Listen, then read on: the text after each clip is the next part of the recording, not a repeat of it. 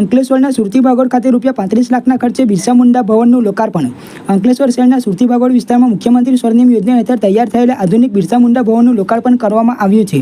આ ભવનનું ઉદ્ઘાટન ધારાસભ્ય ઈશ્વરસિંહ પટેલ અને જિલ્લા ભાજપ પ્રમુખ પ્રકાશ મોદીના હસ્તે કરવામાં આવ્યું હતું. આ લોકાર્પણ સમારોહમાં અંકલેશ્વર નગરપાલિકાના પ્રમુખ લલિતા રાજપુરોહિત, કારોબારી અધ્યક્ષ નિલેશ પટેલ, પૂર્વ પ્રમુખ વિનય વસાવા અને શહેર ભાજપ પ્રમુખ ધર્મેન્દ્ર પુષ્કરા સહિતના અનેક આગેવાનો ઉપસ્થિત રહ્યા હતા. આ ઉપરાંત મોટી સંખ્યામાં સ્થાનિક નાગરિકો અને વિવિધ સમાજના પ્રતિનિધિઓએ પણ કાર્યક્રમમાં ભાગ લીધો હતો. કુલ ₹35 લાખના ખર્ચે બનેલું આ ભવન તમામ આધુનિક સુવિધાઓથી સજ્જ છે. આ ભવનનો ઉપયોગ સ્થાનિક લોકો સામાજિક પ્રસંગો, સાંસ્કૃતિક કાર્યક્રમો અને સભાઓ માટે કરી શકશે. આ નવું ભવન સમાજના વિકાસ અને સામાજિક પ્રવૃત્તિઓનું એક અગત્યનું કેન્દ્ર બની રહેશે.